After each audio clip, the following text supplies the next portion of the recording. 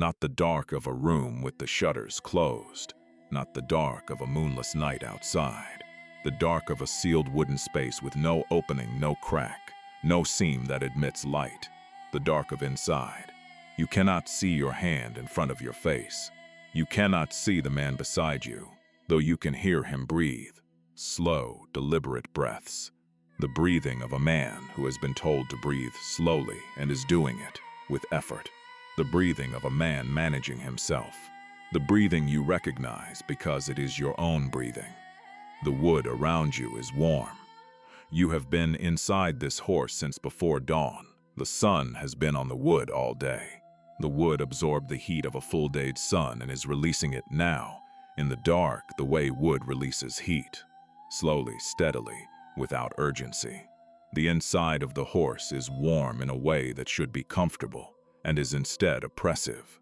The warmth of a space that has too many men in it and no air moving. You cannot move. Not cannot as in forbidden. Cannot as in the space does not permit it. There are perhaps 30 men in this horse. 30 men in a space designed for 30 men to fit, which means the space is exactly large enough and no larger, which means there is no movement available. The man on your left is touching your left arm. The man on your right is touching your right arm. Your knees are pressed against the back of the man in front of you. You cannot move. You cannot speak. You cannot make a sound. Outside, the city of Troy is celebrating. You can hear it through the wood. This is a story about waiting. Not the waiting of a man who waits at home for news from a distant war.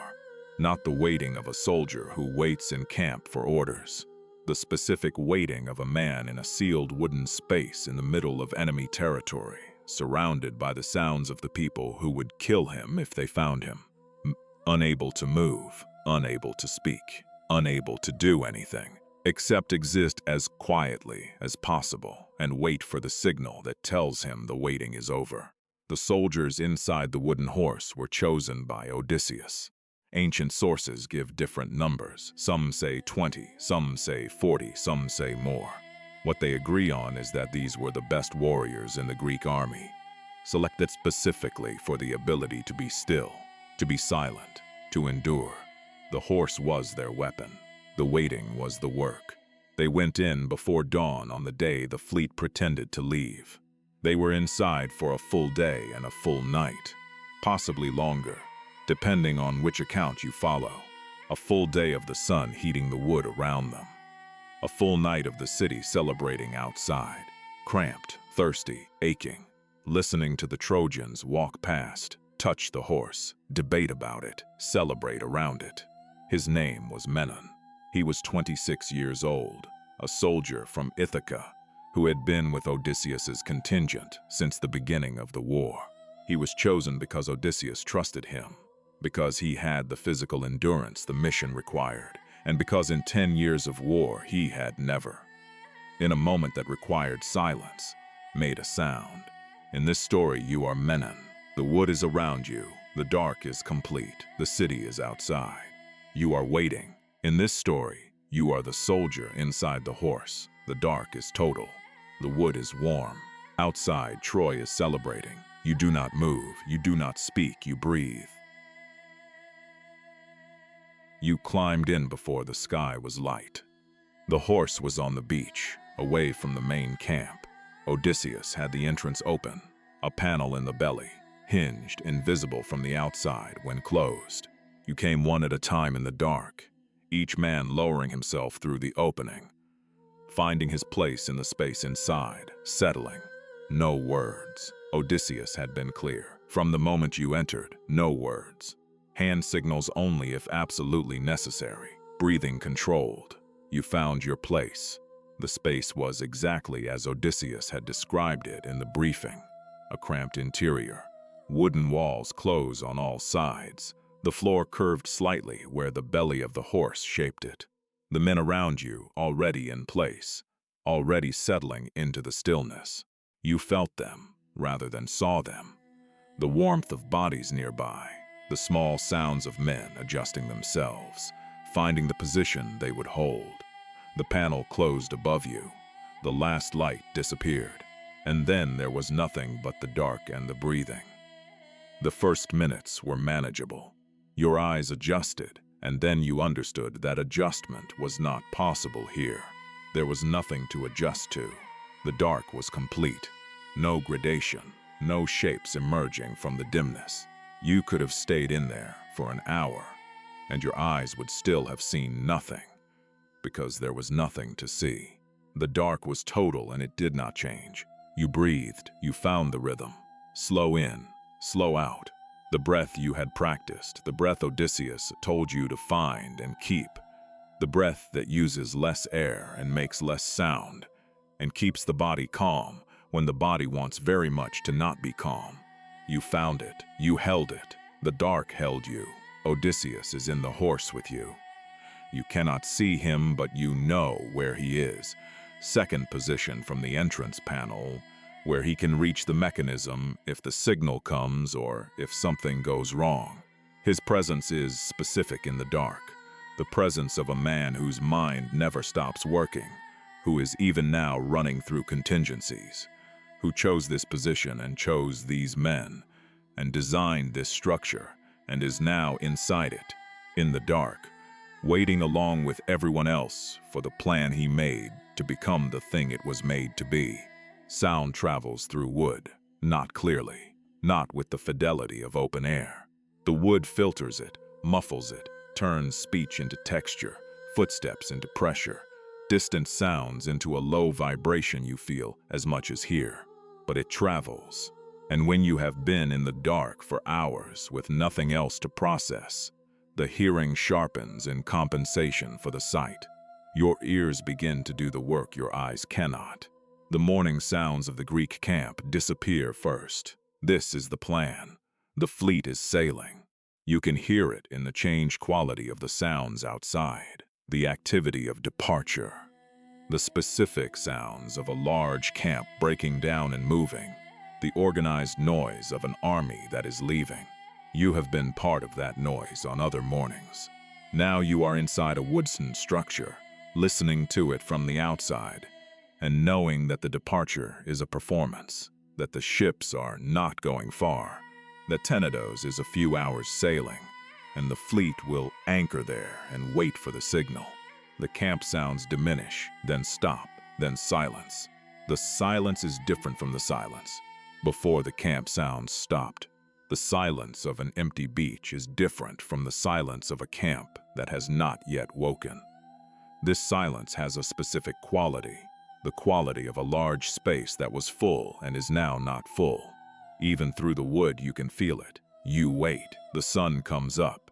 You know this not because you can see it, but because the wood begins to warm, slowly at first, then more noticeably. The wood above you, the wood to your left, where the sun is hitting the horse's side, warming. The temperature inside begins to rise. You breathe, slow in, slow out. The man behind you has a specific breathing pattern, slightly longer exhale than inhale, a faint sound at the end of the exhale that is almost but not quite a sigh. You have been aware of this pattern for an hour. You are aware of it the way you become aware of a dripping sound in a quiet room. Not suddenly, but gradually, until it is the thing you are most aware of. You do not resent it, you understand it. Every man in this horse has his pattern, and every other man is listening to it, and the listening is part of what holds the group together in the dark. The awareness of each other's breath saying, "We are here, we are alive, we are still in this." They come mid-morning. You hear them before you feel them. Voices through the wood, Trojan Greek, the specific accent you have been hearing across the plain for 10 years, but from the other side, the accent of the enemy that has become as familiar as your own speech. Many voices. The crowd coming out onto the plain. The crowd discovering the horse is still there. The crowd that does not know it is a crowd that has already lost.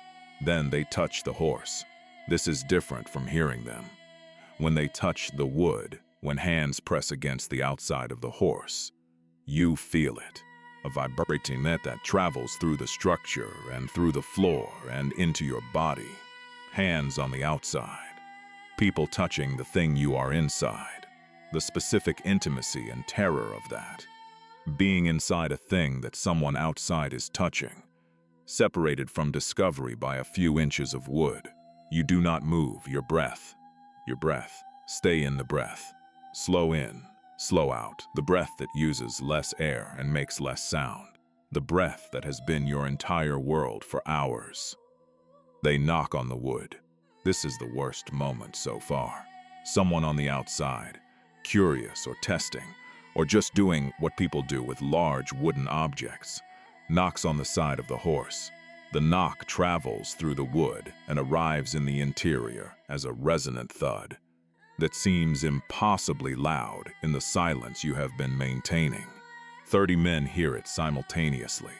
30 men do not react simultaneously. This is the discipline. The knock arrives, and 30 trained soldiers absorb it without response, without the flinch or the intake of breath that an unexpected loud sound produces in untrained people. You absorb it. The man beside you absorbs it. The knock is not repeated. The touching continues. Hands on the wood, voices. The debate. You can hear the shape of it even without understanding every word.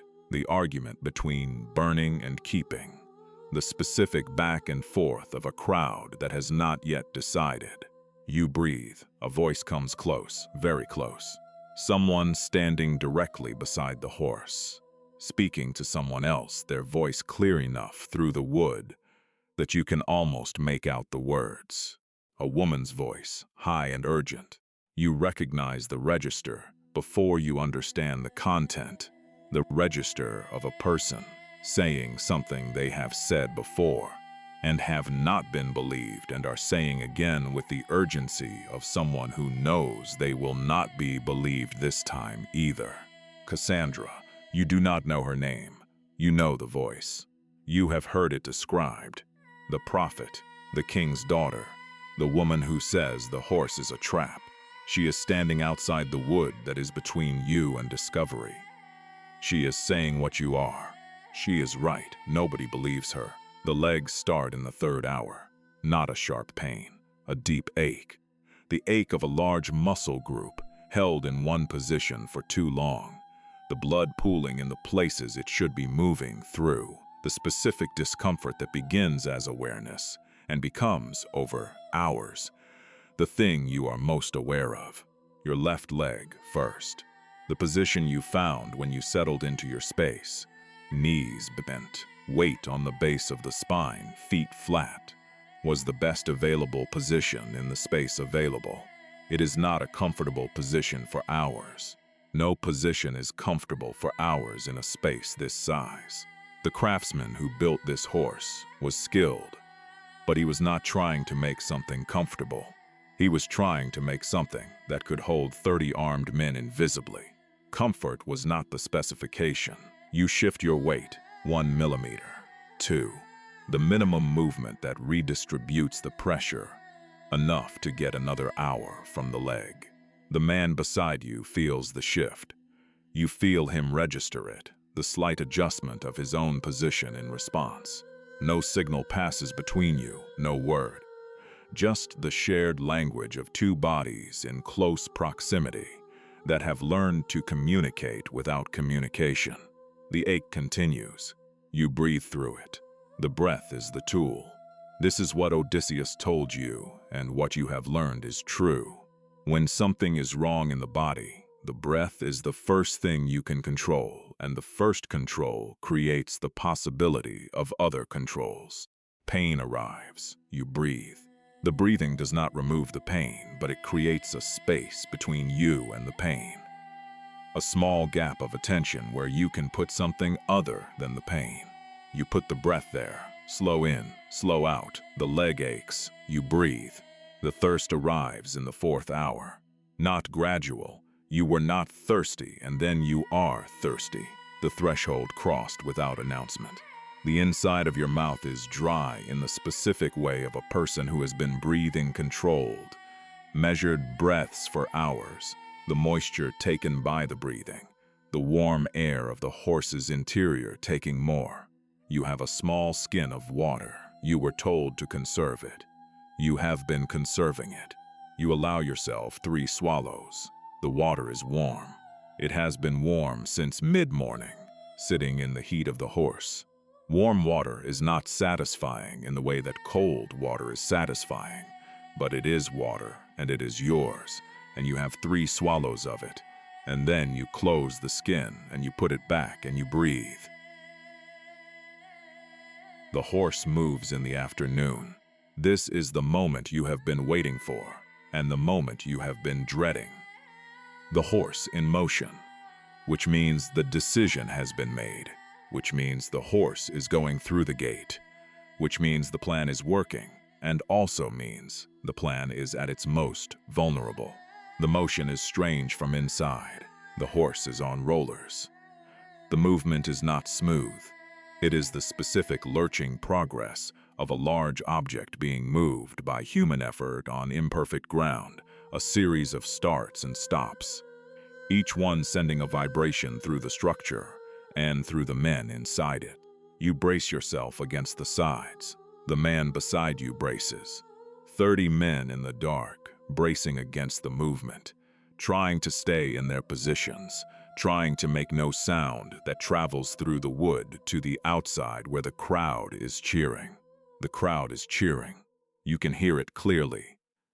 The roar of a crowd that has decided this is a victory, that the war is over, that the horse coming through the gate is the proof of their survival. The sound of 50,000 people releasing 10 years of fear. You have never heard this sound from inside the thing they are cheering. It is enormous. It fills the horse's interior, filtered through the wood, arriving as something between sound and vibration. The horse passes through the gate. You feel the shadow, the absence of the sun's heat on the wood for a moment, as you pass through the gateway's shadow, and then the heat returns as you come out the other side into the city's interior. Inside Troy. You are inside Troy. The sound changes when you are inside the walls. The acoustics of a city are different from the acoustics of an open plain. The sound reflects off the buildings, off the walls, off the surfaces of a dense urban space, and arrives at you from multiple directions simultaneously. The celebrating crowd is all around you now, above you, below you, on all sides. Their voices are in the wood. Their footsteps on the stones around the horse are in the wood. The city is touching the horse on all sides, and the horse is touching you, and you are at the center of everything, and completely invisible. The celebrating goes on for hours. You track it by sound. The volume and character of the noise outside changes as the night progresses. The peak of it in the early evening, the specific roar of a large crowd fully committed to celebration, and then the gradual softening as the hours pass, the wine doing its work, the exhaustion of 10 years finally allowed to arrive. The music that was loud becomes quieter.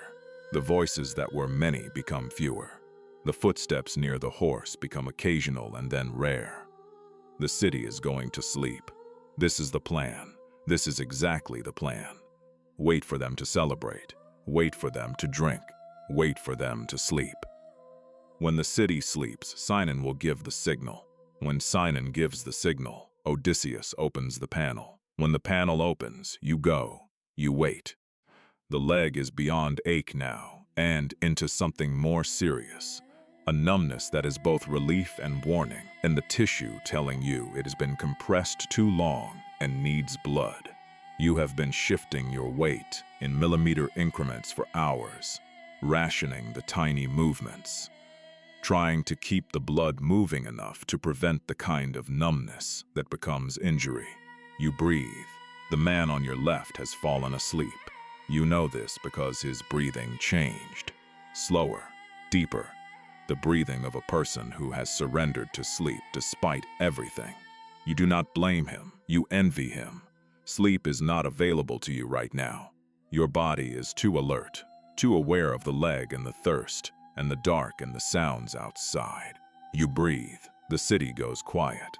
The quiet is the deepest quiet of the night, the specific silence of a sleeping city, which is never complete silence but is as close as a city gets. The occasional dog, the distant sound of the sea, the small sounds of a large settlement at rest. You wait. In the deepest part of the night, in the space between when the city goes quiet and when the signal comes, your mind goes to places you cannot fully control. The thought arrives that you cannot stop. What if the signal does not come? What if Sinan was caught? What if the plan failed somewhere you cannot see from inside the wood? You are inside a wooden structure, inside a walled city, with no information and no way to get information. The plan was Odysseus's plan, and Odysseus' plans are good plans, but they are plans, and plans can fail. And if this plan fails, you are inside a wooden structure, inside a walled city, and the people outside will eventually wonder what is in the horse, and they will open it. You breathe. You take the thought, and you breathe through it the same way you breathe through the leg pain. It is just a thought. It is not information. You have no information. You have the breath. You put the thought in the breath, and you breathe it out. The dark teaches you things, not gradually, not the way a teacher teaches, with intention and sequence. The dark teaches the way all extremes teach, by removing everything else and leaving only what cannot be removed. In the dark for long enough, what cannot be removed becomes very clear. The body is always there. In ordinary life, the body is background. It does its work, and you are aware of it only when something goes wrong. In the dark, in the still, in the hours of controlled breathing and managed pain and rationed water, the body becomes foreground. Every sensation, the leg, the thirst, the heat, the specific pressure of the wood against your back, the weight of the armor you are wearing, which seemed bearable when you put it on and has been accumulating its weight for hours. The mind is also always there, but in the dark it has nothing outside itself to attend to. No visual information, limited to sound. The mind, given nothing external to process, processes itself. Your life before this, your home in Ithaca, the specific smell of your mother's house, the face of a person you love who does not know where you are right now. The mind goes to these places, not because you send it there, but because these are the places a mind goes when there is nowhere else to go. You let it go there for a while, then you bring it back. Back to the breath, back to the wood, back to the dark and the leg and the thirst and the men around you and the city outside, and the plan that is either working or not working, and the signal that is either coming or not coming. Back to now. Now is the only place you can do anything. You breathe. The man on your right has been still since the city went quiet. Not the stillness of sleep, a different stillness, the stillness of a man who is managing something privately. You cannot see him. You can feel his arm against yours, and the arm is rigid in the way of an arm belonging to a person whose body is under significant stress. You recognize it. You have felt it in your own arm. At some point, you shift your arm slightly until it is more fully against his, the contact more definite, more intentional. Not a signal, not communication in any defined sense, simply presence. I am here. In the dark sometimes, that is what you can give. You are here. He is here. The arm against the arm. Somewhere in the deepest part of the night, your body makes a decision, not your mind. Your mind is still alert, still cataloging the sounds outside, still tracking the leg and the thirst and the breathing. Your body, below the mind's governance, decides that it has been maintaining maximum alert for too long, and that some of the resources allocated to alertness need to be reallocated. The fear softens, not disappears, softens, the edge of it rounds. The specific sharp attention of a person waiting for a threat becomes something less sharp, something that is still alert, but less rigid, less exhausting. The body is economizing. This is what bodies do in extended stress when they cannot leave the situation.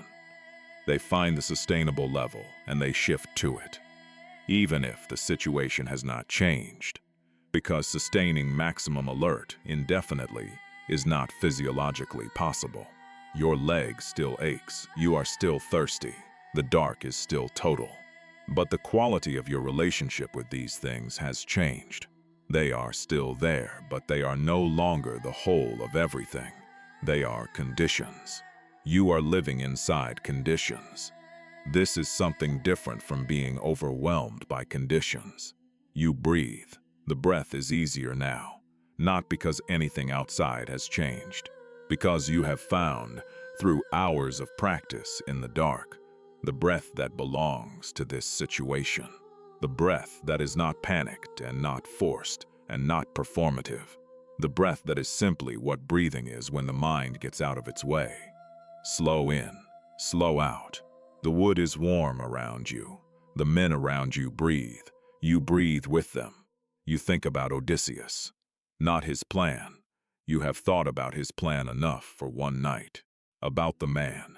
You have served under him for 10 years, and in 10 years you have observed the specific quality that makes Odysseus Odysseus, which is not intelligence exactly, though he is intelligent, and not courage exactly, though he is courageous.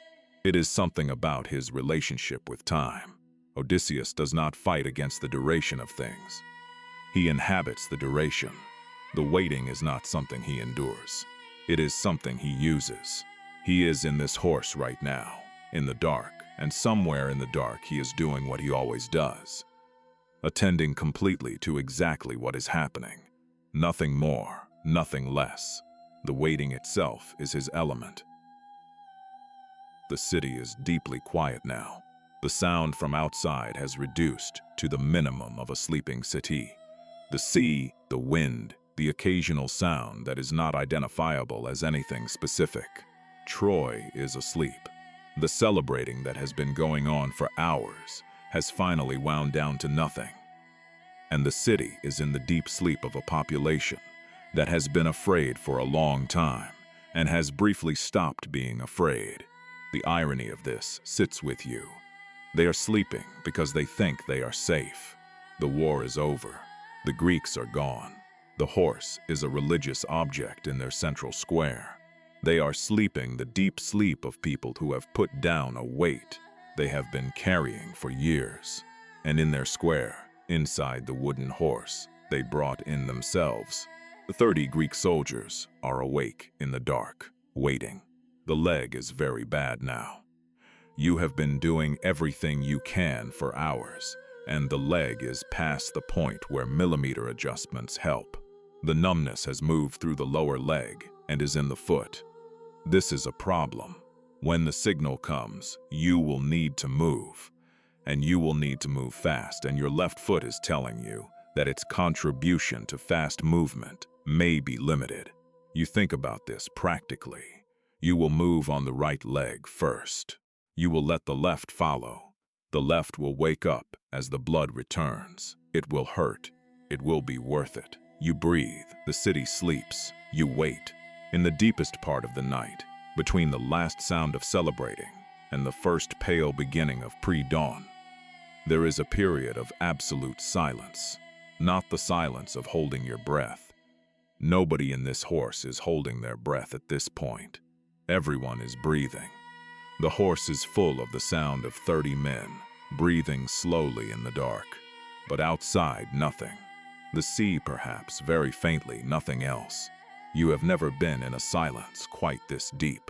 The silence of a sleeping city that does not know what is about to happen to it. The silence of the moment just before everything changes. 3 taps on the wood, Sinan's signal. 3 taps, specific rhythm. The signal that has been agreed. The signal that means the city sleeps. The gate is open. The fleet is on its way back from Tenedos now. You feel the men around you change. The quality of the space in the horse changes the instant the signal arrives. 30 bodies that have been in enforced stillness for a full day, and a full night shift simultaneously. From waiting to readiness, the change traveling through the group before any individual has decided anything. The collective organism of the unit, responding to the stimulus before the individual minds have processed it. The panel opens. Light. Not much. The night is dark and the moon is low. But after the total absence of light for a full day and a full night, the faintest ambient glow of a night sky is extraordinary. Your eyes receive it like water on the thirst. Shape returns. Depth returns. The world has dimension again. Cool air comes in. The air of the night, the outside air, the air that has been moving and is therefore cool, enters the horse's interior and moves across your face, and it is the most extraordinary sensation you have felt in a long time. Cool air on a face that has been in warm, stagnant air for hours. You move the left leg. The left leg does what you knew it would do. Wakes up screaming. The blood returning to the compressed tissue. The specific burning of circulation, returning to a place that was deprived of it. You absorb it. You move anyway. The leg will function. It is functioning. You go through the opening. You drop to the ground. Your feet touch the stones of Troy. The night air is around you. Troy is dark and sleeping, and you are inside it. The first breath outside is the one you will remember. Not the fighting that follows. Not the city lit by the fires that will be set. Not the long night of what comes after the signal. The first breath outside the horse. The cold night air of Troy coming into your lungs without the filter of the wood, without the warmth of 30 men's breathing, without the stale accumulated air of a sealed space. Cold and clean and vast after the closeness. You stand on the stones of Troy and you take one full breath. And then you are moving. And the breath is already behind you, but you will carry it for the rest of your life. The specific quality of that first breath after the dark. You survive the night. The fighting is brief and one-sided. A sleeping city surprised in the dark. You do what soldiers do. You do it efficiently, because efficiency is what 10 years of war produces in the people it does not kill. By dawn, Troy is taken. By morning, the fleet is in the harbor. By the next day, the work of occupation has begun. You find a place in the shade of a wall, and you sit down. Your leg is working. Sore, stiff, the tissue protesting the night's treatment of it, but working. The rest of you is working. You are alive and intact, and the war that has been your entire adult life is over. You sit with this. The sun is coming up over the Trojan plain, the same sun that heated the wood yesterday, while you were inside it. The same sun, different circumstances. You watch it come up, and you think about nothing in particular, which is a luxury that has not been available to you for hours and hours, and you receive it like the cool air, with gratitude that is too large to be expressible, and so is simply felt. The darkness is gone, the wood is behind you, the leg is sore, you are outside. The world has dimension again. The sun is warm on your face, the right kind of warm, the warm of a sun that you can turn away from if you choose. You close your eyes. Behind your eyelids, the dark is just dark. Not the wood dark, not the sealed, airless, warm dark of the horse. Just the ordinary dark that comes when you close your eyes. Safe dark. You breathe. Slow in. Slow out. The breath that was your whole world for a night. Now it is just breathing. That is enough. That is more than enough. Close your eyes. The dark is complete. The wood is warm. Outside, Troy is celebrating. You do not move. You breathe. That is enough. A note of history. The wooden horse of Troy is described in Homer's Odyssey and in later sources, including Virgil's Aeneid and Quintus of Smyrna's Post-America. The Iliad itself does not describe the horse. It ends before the fall of Troy. The horse tradition was clearly well established in ancient Greek culture, referenced as a known story in the Odyssey, when the bard Demodocus sings about it in the court of the Phaeacians. The craftsman credited with building the horse in ancient sources is Epeus, who was aided by Athena. He appears briefly in the Iliad as a skilled boxer. The Odyssey describes him as a master craftsman. The construction of a hollow wooden structure, large enough to hide a significant number of armed men, would have been a substantial engineering achievement. The number of men inside the horse varies across ancient sources. The Odyssey is vague. Later sources give numbers ranging from about 20 to over 40. Hyginus, a Roman mythographer, lists 20 men by name. The space available inside a wooden horse of the size described in ancient sources would realistically accommodate between 20 and 40 men in very cramped conditions. Sinon, the Greek left behind to deceive the Trojans, is described in detail in Virgil's Aeneid. He claims to have been abandoned by Odysseus and scheduled for sacrifice but having escaped. He tells the Trojans that the horse is sacred to Athena and that moving it inside the walls will protect Troy. The Trojans believe him. He gives the signal to the soldiers inside by lighting a fire visible to the returning fleet. The physical experience of being inside the horse, the heat, the darkness, the constraint, the sounds from outside, is not described in ancient sources, which focus on the military and narrative outcome rather than the sensory experience of the men involved. The details in this story are extrapolated from what the physical situation would have required: a sealed wooden space heated by a day's sun, limited air, the need for absolute silence, the sounds of a celebrating city transmitted through the wood. Menon is a fictional character. His name is a common ancient Greek name. The experience described belongs to the unnamed soldiers who were chosen to the mission, and who lived through one of the most physically demanding waiting periods in ancient military history. If the story is historical, whether the wooden horse represents an actual event, a memory of some kind of siege stratagem, or a purely legendary invention remains uncertain. What is certain is that the story has been told for 3,000 years, and that among its most compelling elements is the image of men hidden in the dark, waiting while the city they are about to take celebrates around them. Next, Sinon.